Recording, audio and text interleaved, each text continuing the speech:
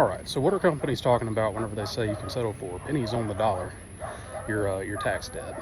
That's called the offer and compromise program, and I can see why they lead with it. It's probably the sexiest of all the resolution options because you owe $100,000 and we settled it for $1,000.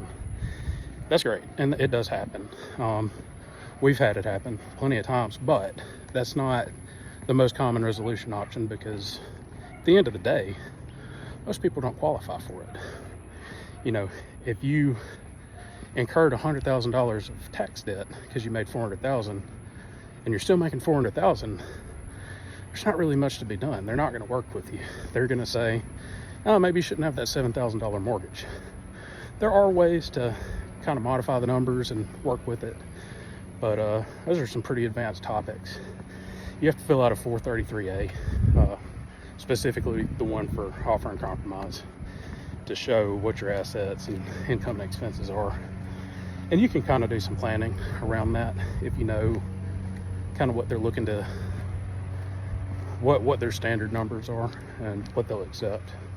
But it's pretty complicated. If you do it yourself, you're going to be working on it for a while. We'd work on it for a while, and at the end of the day, if you submit your offer, even if everything's right, they're probably going to deny it the first time. We almost always have to go to appeals because they're trained to just deny. But that's the IRS.